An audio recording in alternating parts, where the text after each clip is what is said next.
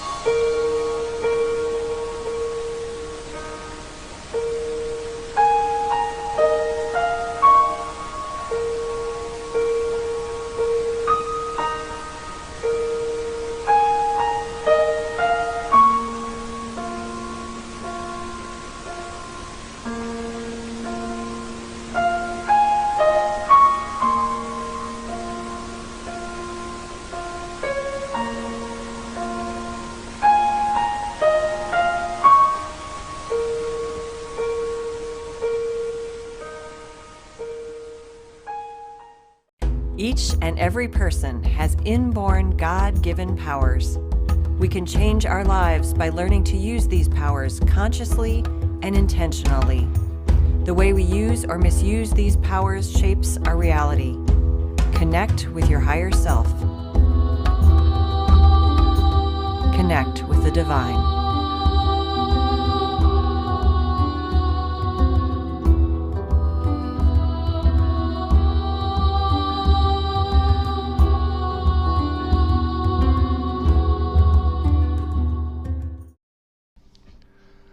Welcome to Unity of Chicago South Spiritual Community, live stream, and on-demand celebration.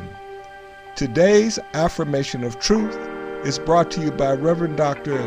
Nick and Gotti. A special prosperity reminder from Karen Drucker, after which our message.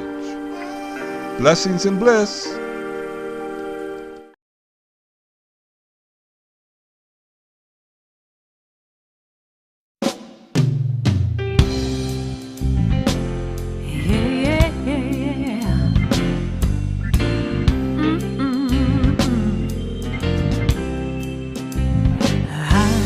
Happy, healthy, wealthy, and wise. Happy, healthy, wealthy, and wise. And I know the light of love is shining in my eyes. I am happy, healthy, wealthy, and wise. Yes, I am. I am happy, healthy, wealthy, and wise. Happy, healthy, wealthy, and wise. And I know the light of love is shining in my eyes. I am happy, healthy, wealthy, and wise. A little birdie told me that life is so sweet. As I listen to her song, I know I am complete. I have all the keys to love, joy, and peace. The power is infinite. Love will increase. I am happy, healthy, wealthy, and wise. I'm happy, healthy, wealthy, and wise. And I know the light of love is shining in my eyes. I am happy, healthy, wealthy, and wise. A little birdie told me life is so sweet. As I listen to her song, I know I am complete. I have all the keys to love, joy, and peace. The power is infinite. Love will increase. I am happy, healthy, wealthy, and wise. I am happy, so healthy, wealthy, and wise. And I know the light of love is shining in my eyes. I am happy, healthy, wealthy, and wise. Every day I'm happy, healthy, wealthy, and wise. Can't you see I'm happy now? So healthy, wealthy, and wise. I'm happy, healthy, wealthy. I am happy, I'm healthy, and wealthy. Oh, I'm wise. I am happy and healthy and wealthy and wise.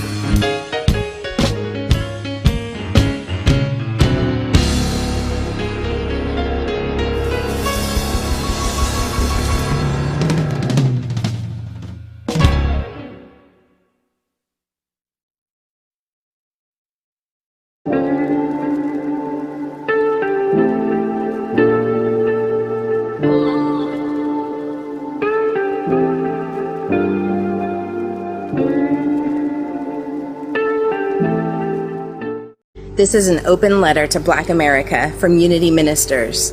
We love you, and we embrace our responsibility to eradicate racism.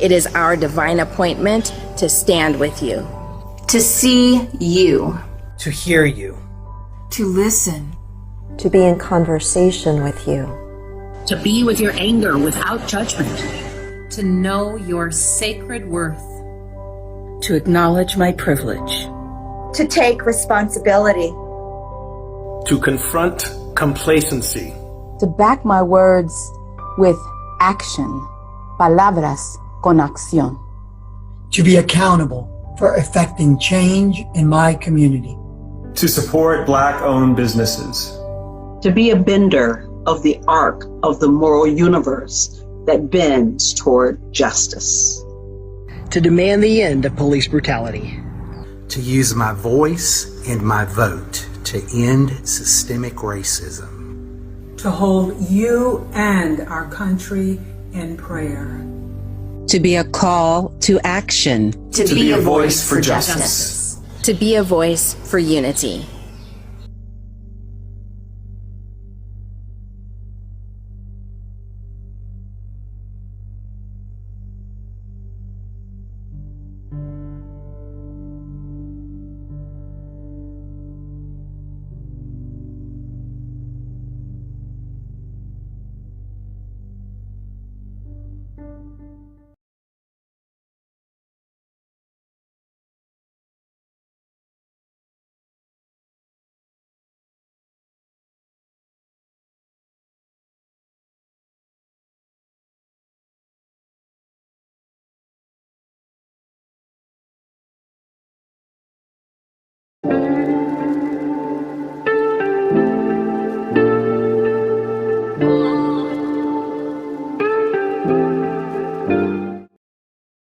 Unity of Chicago South Spiritual Community. Thanks everyone watching today's celebration. We appreciate your support. Your financial support helps us sustain and grow this Beyond Walls ministry. UCS accepts your financial support online or by mail. You may use the Cash App, Unity Chicago South. You may select Unity of Chicago South from the Give Lifey app found on our website, www.unityocs.org. You can also mail donations to Unity of Chicago South. The mailing address is 1448 East 52nd Street Suite 132 Chicago, Illinois 60615. Continue watching this online space, donate your support and spread the word that Unity of Chicago South is Beyond Walls online. Health and wellness to each and every one of you.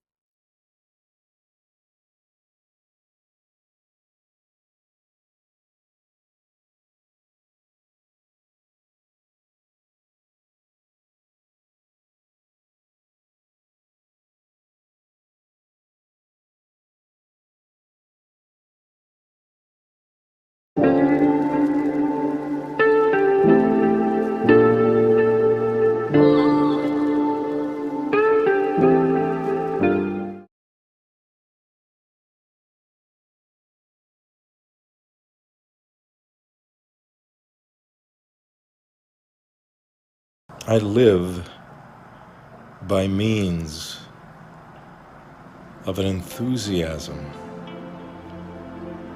that is the very God nature within me.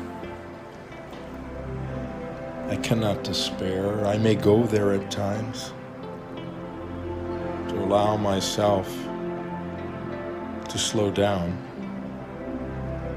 only to discover, as I have slowed, those other things stir within me.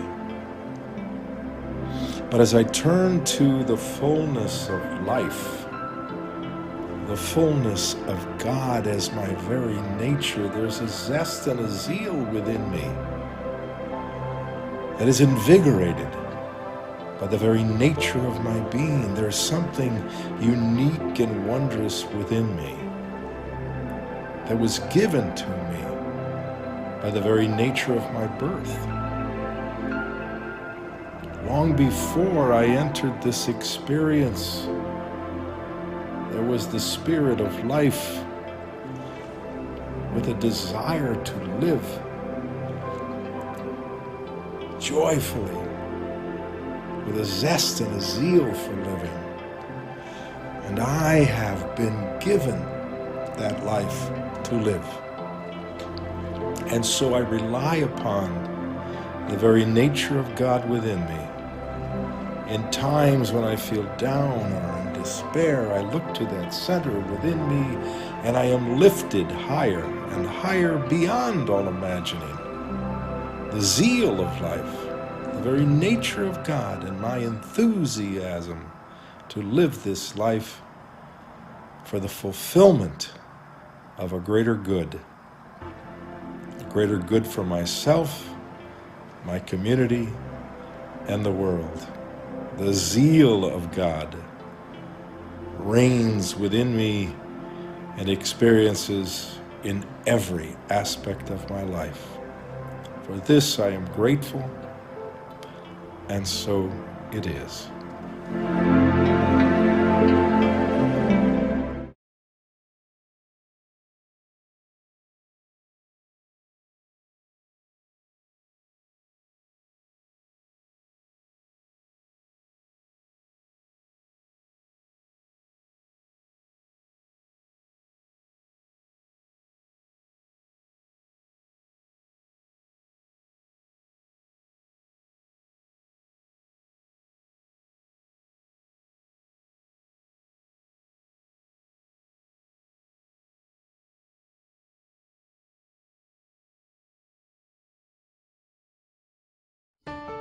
Imagine a spiritual path that honors the universal truths in all religions.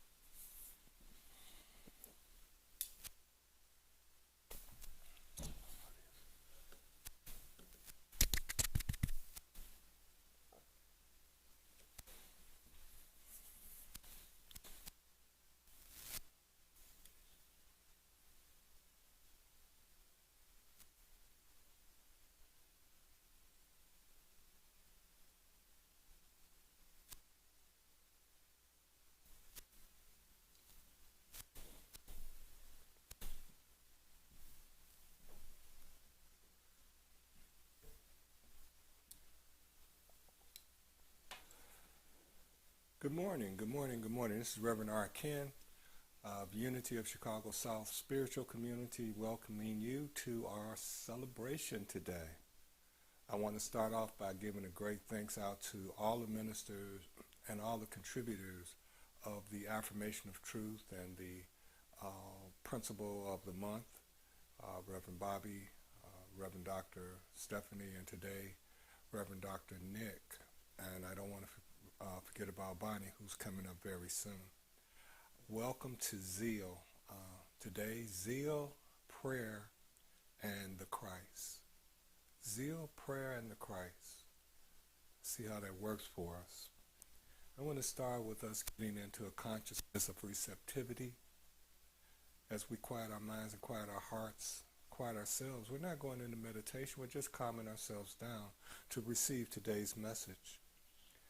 To accept the fact that there is an infinite source available to everyone. It is there for those who seek it, no matter their race, creed, or religion. You can believe what you may, but know that the source of the universe is also the source of each of us. Therefore, the principle supporting the stars is the principle supporting and available to each of us. Let us declare together, I am open and receptive to this divine living principle. Father, Mother, God, I am grateful. This is my declaration. This is my truth. As I accept it, so it becomes. All is well, and well indeed. I want to start today's talk off on cell intelligence. Cell intelligence. Now, there's some scientific data that I want to share with you. According to a scientific magazine, Eon, science is actually catching up with New Thought practitioners. Practitioners such as P.P. Quimby, acknowledged by many as the father of New Thought in America, and also other early writers such as Thomas Tralworth and others who wrote of the body's intelligence. They summarized that the presence of God in all meant that the intelligence or omniscience of God is within everyone and with all things. The title of the article that I'm speaking of is called Cognition All the Way Down, Biology's Next Great Horizon is to Understand Cells, Tissues, and Organisms. And it goes on from there. But in brief, to this point, their research has shown them that cells seem to not only have the ability or the intelligence to build organs and rebuild, but to adapt to a certain extent. In certain cases, they're able to scramble the cells, and the cells still find the needed mates to perform their tasks. Now, deeper exploration in this field of study will show us the ability and the adaptability of cells in smaller life-building units. Now, this field is young, and the possibilities are unmeasurable.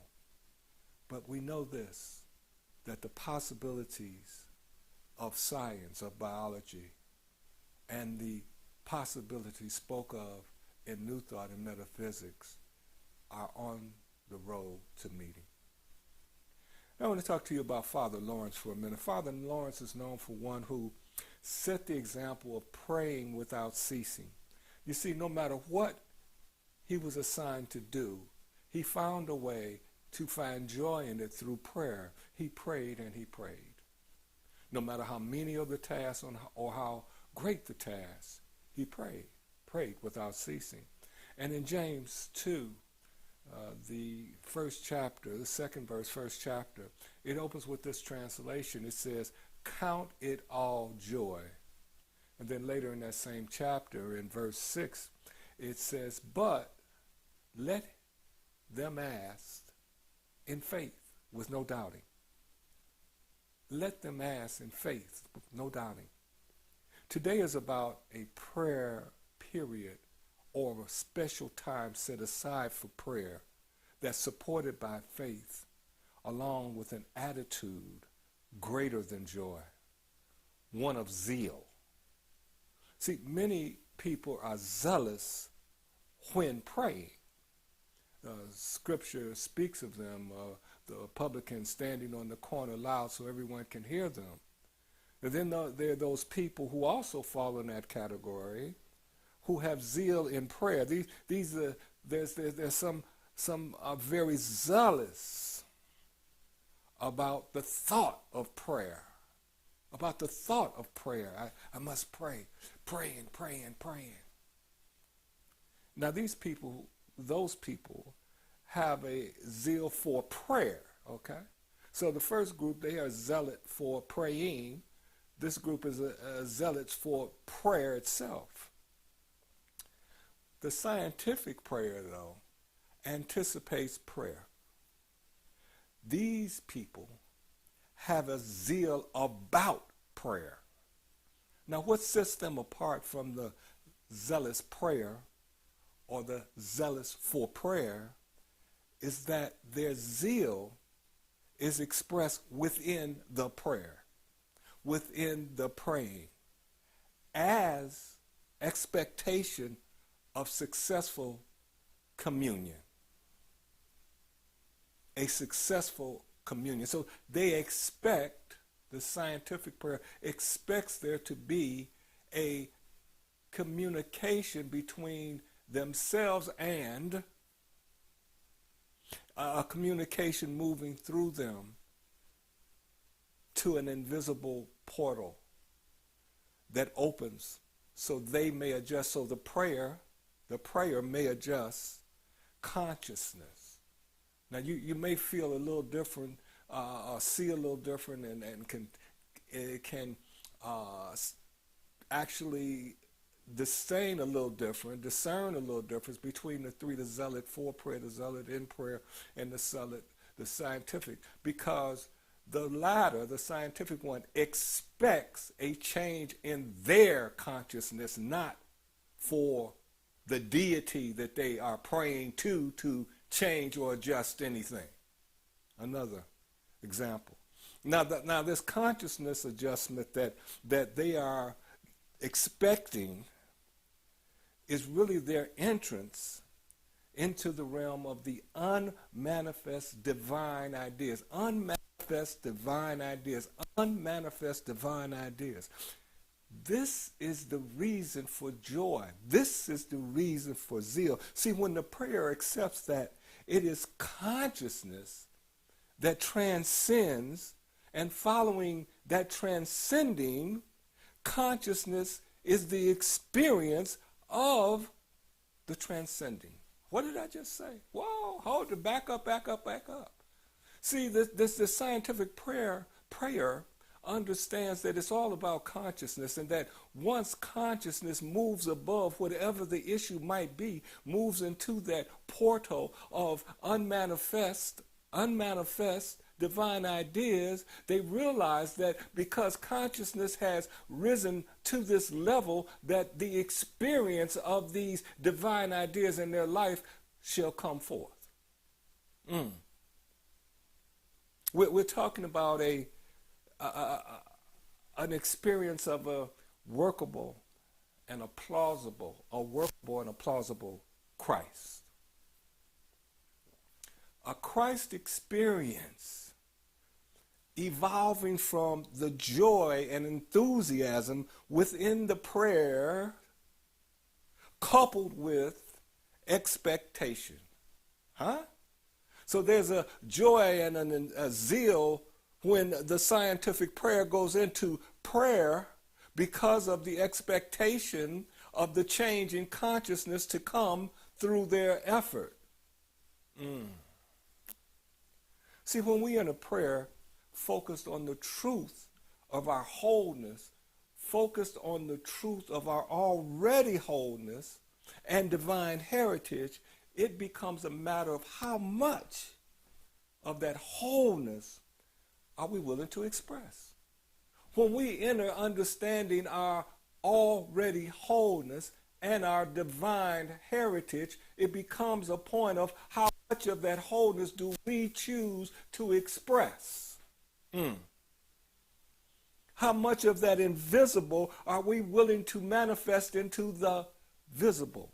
How much of the invisible are we willing to manifest into the visible? That invisible portal mentioned earlier is the Christ. See, it is through the Christ portal that we enter into that realm of unmanifested divine ideas by raising from human consciousness right here, right now, this is what's going on, woe is me, into a Christ consciousness. And that Christ consciousness is a divine unity. Think about the lessons that Jesus gives in the Bible, that the book writes about, that the scriptures talk about. It's all about a unification that this entity, this Jesus, understood and was able to reach through the innermost being of himself, the Christ within him. He was able to reach that to the point of manifesting the unmanifest, manifesting health where there seemed to be no health, manifesting wine when there was only water, manifesting because of his entree into that Christ consciousness portal and being willing to manifest all that he could. See, within each of us, already, right now, nowhere to go, right now, sit down, right now, sit down, right now, sit down, right now, because I'm going to tell you, within you right now is the Father, is the Son, and is the Holy Spirit in you right now. The whole Spirit of our Creator exists within each and every one of us. There was no picking and choosing. I'll give you some, but I won't give you some. All of us receive the same. The partition between the manifest and the unmanifest is consciousness. See, let's do some baking here. Let's do a little cooking here. And we think about cooking from scratch, but we're not working from scratch when we work with ourselves. There's already something created within us that we can work from. So we're not really working from scratch. You see, but let's take this cake that is baking in the oven, and let's not talk about did we make the cake or not. That doesn't matter. It's in the oven, and our job now is to take it out of the oven, to get our oven mitts on and reach in there and bring it out. And so it is with us.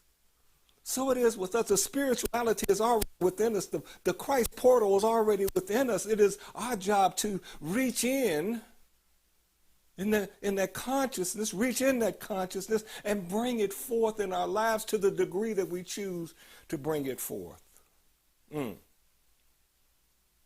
See, the one that invokes zeal in the prayer process is not greater than the zealot for prayer or the zealot prayer. The one that invokes zeal into the process is just one that's merely following a scientific method to open the Christ portal. See, they accept that they came to this plane with wholeness and completion, waiting to express through them as them. They pray accepting that the cell, okay, we're back to that science. Why did you bring me the science? Now you know.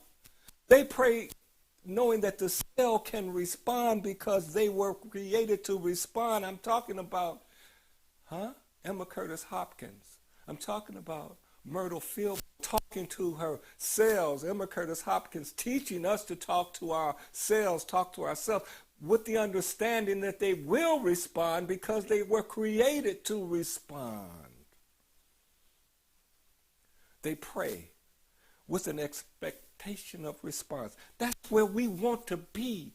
We want to be praying with an expectation of response, not from something outside of us, but all that is within us.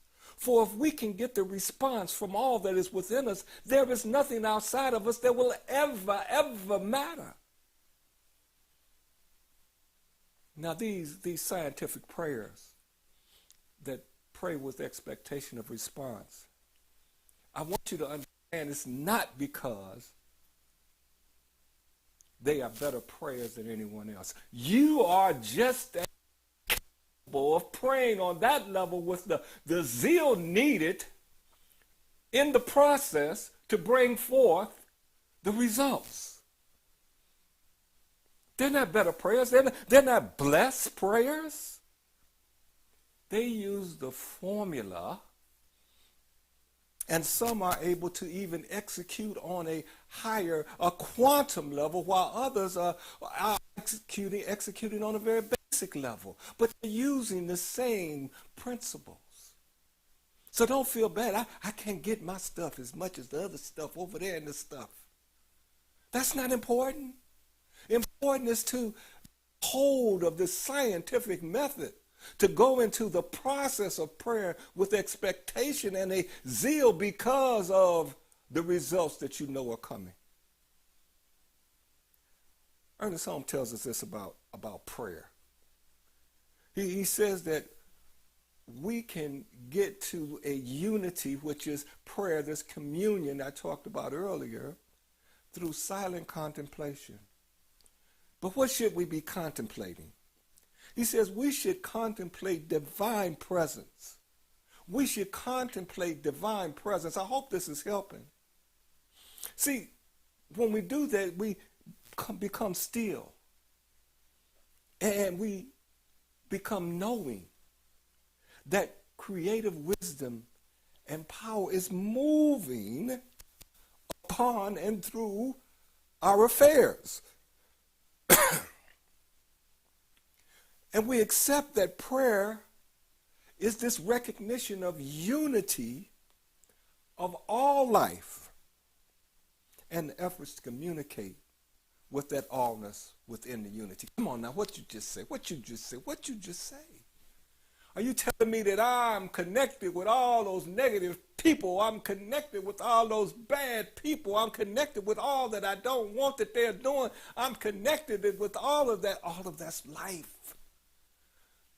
All of that's in God, as we like to say. God is all is God. So it's all there. But it's not the separation of good and bad that we're into. We are there for just the energy. We enter into that unity, that communion with our higher self, with that higher consciousness, with that Christ portal. We enter into that with the expectation of the good that we want. It has nothing to do with who else is in the room. They don't count. It's not important. Yes, they are in the room. Yes, it is all one, but what is our focus? Now, Fillmore, he adds this, that prayer is this innermost communion between creator and creation to reach perfect consciousness. The innermost between creator and creation to reach perfect consciousness. Now you say, well, why did you say that? Why didn't you just say God? Why didn't you just say, Because it doesn't matter what you call, it doesn't matter what you think. There is a creation process that we came from. And he is telling us that is that innermost conversation, communication with that creator process, as we are the creations of the creator. So you can call it whatever you want. I'm not here to talk about what you should call it, what this bishop says or what that bishop says, what you should call it. It's not about that. It's about the fact that you know that you didn't create yourself and there's something greater than you. And he's telling us that we can communicate with that which is greater than us in the innermost parts of our being. We should see prayer, he says, as an affirmation of the eternally existing truth yet to come into consciousness. Whoa! Our song, one of our songs, I don't know if it was last week or this week, the Prosperity Reminder song, I believe Karen Drucker did them both, but it's saying that the love, my money, my prosperity, my health is not manifesting right now, but it already exists, and I'm working to allow it to manifest in my life. I'm opening a portal for it to come forth and express and be manifest in my life.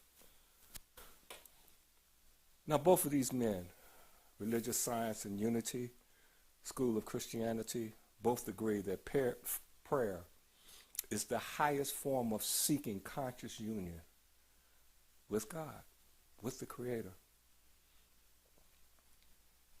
Christ portal, zeal, an expression of love and enthusiasm, prayer, conscious effort for creation to have communication with the intelligence of the Creator. Wow. And science is now telling us that the cells communicate and they're intelligent, and New Thought early writers tell us that we have the ability through our thinking to communicate with those cells that are communicating with each other and create together, create that which we seek.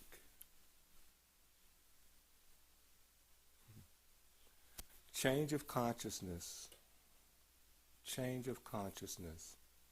opens us to a new life experience. Our success or lack thereof in the expressing of that which we want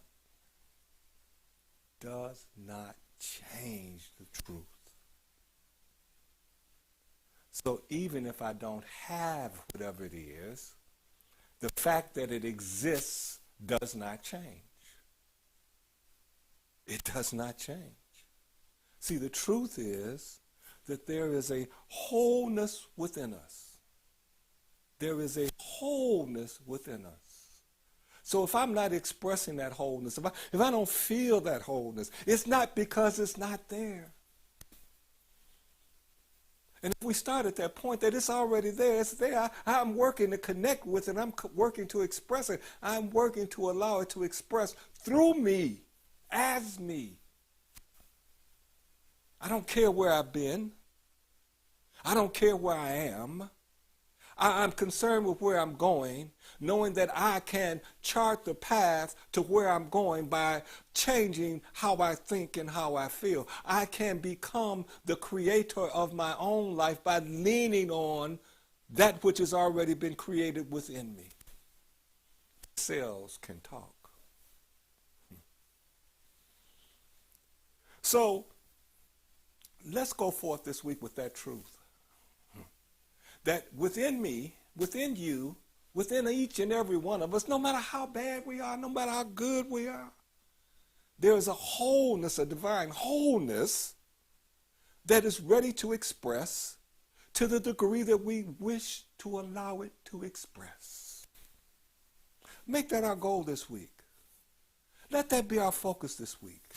Go forth with the desire to answer the question, how much of me, the real me, the divine me, do I want to express in this life experience? And then the last question to ask yourself about that is, when am I willing to start, and what am I willing to do? Well, as we move into this week, knowing that we will awaken and consciously connect with the wholeness within us to whatever degree we can, I bid you a positive week. And you say, well, why are you laughing right now? Because the idea, the concept is easy, but the work is hard. And I want to acknowledge that. Whatever progress you make over the next 7 days, over the next 10 days, over the next 3 days, be proud, because you're doing the hard work.